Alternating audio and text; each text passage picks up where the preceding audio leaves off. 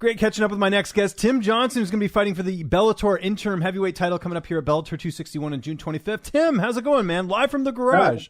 Yeah, doing good. It's kind of turning into my studio, I guess, the way to put it. No, it's good. It's nice and quiet. I'm the same way. I got a little one as well. Well, not that little, but he's going to be 4 this year. But good. Appreciate you taking some precautions to make sure this interview goes smooth. But we actually haven't talked since your daughter was born. How cool was that, getting the win over Congo, and then you got to become a dad? I think becoming the dad probably ranks a little higher about the win over Congo. For sure, yeah. I just meant like in the span of a month, you get all this stuff happening, right? So yeah, no, absolutely. And I think it was about 2 weeks right after she was born, then I rejoined the military. So I had a lot going on there in that time frame. Did you really? So what does that entail with you rejoining the military? Just rejoined the Minnesota Guard, Army Guard. I'd had like 10 years prior service with them, and I was with them while I was at the UFC, and took like 4.5 years off. And then I had a buddy, one of my buddies, his recruiters, like, hey, you don't rejoin in like within a 5-year, like in a certain period of time, like you're gonna have to go back to basic training. So I'm like, all right, might as well rejoin, because I was always planning to go back, get my other 10, finish my 20 out. So figured I didn't feel like doing basic training again, so I just rejoined. Interesting. So how does that work with you being in Vegas? Like, do you have to go back, or like how does that work? Yeah, I had to fly back and forth once a month, and then during March and April there, during the Chauvin trial and all that, so I got called up for that. So I was in Minneapolis for like 7 weeks, somewhere around there. Wow. Okay, that's crazy. So how does that? I guess you can't call them and be like, by the way, I've got this title fight coming up. Like, how's that going to work? With the title fight coming up. They actually, I kind of had word with it, and it's kind of on unit level, within the unit. So we were there, and kind of brought up to my leadership, hey, I think I'm gonna have a fight coming up here, and they actually pushed me out a couple of weeks earlier than everyone else to get me to start training for the fight. They didn't have to do that. They could have been like, hey, you're staying here, so kudos to them. Let me kind of duck out a little early and start to get my camp going. And I imagine Bellator is cool with it as well. Like, it seems like it's a very flexible thing. If what you're saying here, they let you off early and everything else. Yeah, and I think so. I mean, there was a couple of conflicts that I was with the UFC. It was kind of the reason why I got out of the Guard for a little bit, just because it seemed like every fight they were offering me was on a drill weekend. So I'd have to either ask them to change the dates, or I'd have to go to my unit and be like, hey, I need to do makeup drills, and you can't. And I mean, they work with you quite a bit, but you don't really want to continue. You wouldn't want to consistently be doing that. Yeah, no, I can only imagine. I imagine you got plenty of notice for this title fight, because I know once the Showtime deal came in, they were starting to book stuff right away. So when did you find out about the title fight? I guess end of April, mid-April. Oh, okay, gotcha. Yeah, was finally when it kind of came. There was talks, like it was kind of word of mouth, talking about, hey, you're probably going to be fighting around this time frame, but nothing is, set in stone. Ever since, Ryan decided that he was going to be doing the light heavyweight tournament, I could have probably sat back and waited to the end of it, not fought this year, and fought him outright for the title. I didn't want to do that.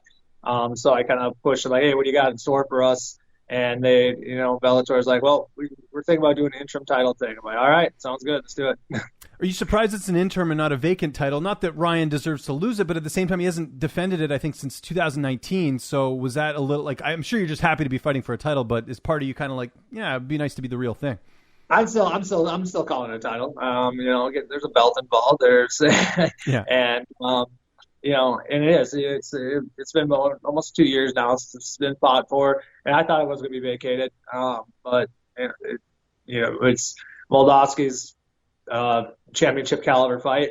And no, it certainly is. The fight itself is definitely a title-worthy fight, 100%. With your run and what he's been on as well in terms of his record, 10-1 overall. So that's totally with you there. But like you said, the main thing is that you're fighting for a title, and hopefully, I would imagine a bump in pay if it's a title fight. I would think. I mean, you don't have to get into details here, but is it a little bit better? Oh yeah, I think it's a little bit better.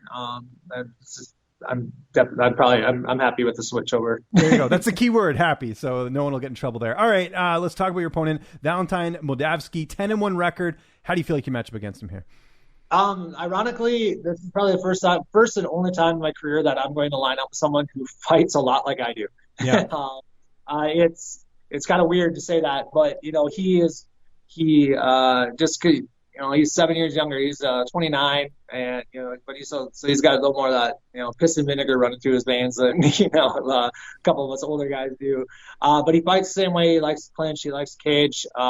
He likes takedowns, and yeah, it's the same stuff I do. So it's just gonna be a chess match to see who can impose both everything that we all like better.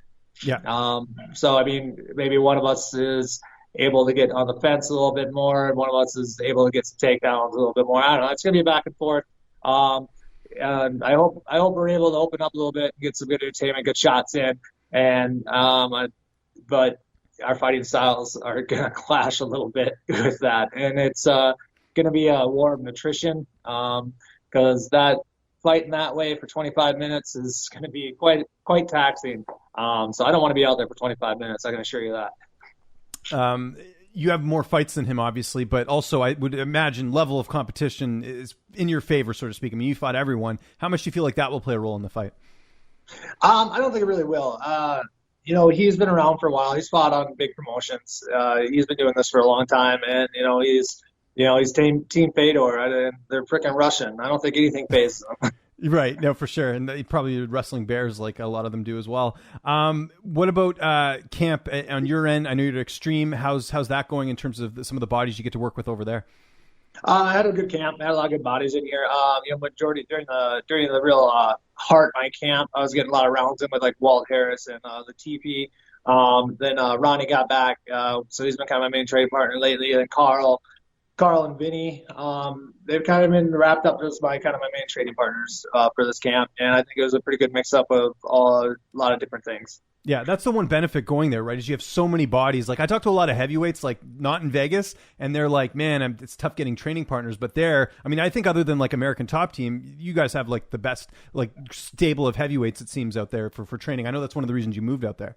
Oh, yeah, absolutely. That is the reason that I moved out here. It's just body. It's and coaching's great, but I'm still I'm a big believer in iron sharpens iron. You can have coaching, you can do tendencies, you can do technique, but it's all about the person that you're practicing with, essentially. And the weather's a lot better, let's be honest, right? Not right now. No, not now, but I mean, it's better, better than getting snow in the winter, right? Well, I mean, it's just the same thing. It's just the opposite of the spectrum. So during the winter, you stay inside. Here during the summer, you stay inside. That's true. Yeah, that's a good point. Actually, yeah. I've been in Vegas in July. Man, it's hot over there. So don't recommend wearing a suit like I've had to covering events. Who's going to be in your corner for this fight? It's going to be Nate Pettit and my coach Dylan from ACA there in Fargo, and then a buddy of mine, Nate Baker. Okay, cool. And any preparation different for this with the fact that it's 5 rounds as opposed to 3? The only big difference is I was getting a little more road work in, doing a lot more running, just in case. Like I said, I don't want to fight. Only thing I think I'll hate worse than fighting 15 minutes is fighting 25. So I don't really want to, but I want to make sure that if it goes, I do have the lung capacity for it. How's this fight playing out on June 25th? I know you feel like you're going to get your hand raised, but how do you envision the fight playing out? You know what? If I'm going to be realist, it's going to be going by. It's probably going to be a 25-minute fight. Especially if we get outside, halfway through that second round, for sure, it's probably going to be a 25-minute fight. And yeah, decision either way. I don't know. Yeah. Anything can happen, especially at heavyweight. Downtime, I imagine, right now, it's just a lot of dad stuff. Anything else? Getting in any TV shows or anything like that during training camp? No, actually, it's been. This fight camp's been a little different. First one with a baby, with a kid, and yeah, it's workout, come home, watch Georgia. All right, put her to nap, go work out again, come home, rinse, wash, repeat. So I haven't had really much time for anything else, except kind of maybe tinker on my snowmobile here and there. There you go. Important stuff. Got priorities as well, which is good. Are you getting enough sleep, Tim? I want to make sure here as a fellow dad, because that was something I did with my wife. Made sure that I'm still getting the adequate hours and figuring out a good schedule. Because I'm like a morning person, so I'll get up extra early with when we had our newborn, and then you sort of work around the schedule. How's everything on your end? Yeah, no, that's actually the same thing with me. I wake up at when Georgia wakes up, 6, if I'm lucky, 7, and I take her for the first couple hours in the morning, and then from there on it's periodic throughout the day. But yeah, no, we've been getting steady 8 hours of sleep. My wife, she's luckily Georgia's now pretty well sleep trained, so she sleeps through the night fairly well. I think only maybe once a night that she'll have to go in and kind of wake up throughout the night. But basically, she takes her throughout the night and lets me sleep. So I can't complain there. Before we go, I mean, title fight, like we talked about, some people consider it the real title as opposed to the interim. But what would it mean after everything you've been through in your career, going to the UFC, getting into this career as a fighter to win a title from Bellator with everything you've put in, especially with the winning streak you've been on right now? I mean, that makes it that everything worthwhile. There's definitely no guarantees in anything in life, especially in fight. You can be doing this for half your lifetime up to you're doing it for 15, 20 years and have nothing to show for it at all, except a lot of bumps and bruises and injuries that'll follow you down the road. So at least this way, I can look back and say, it was worth it. Tim, really looking forward to this fight, man. Bellator 261, June 25th. Anyone you want to thank? Any sponsors? Any social media? I'll give you the last word. My social media is, you can follow me on Instagram or Twitter at tbeartim.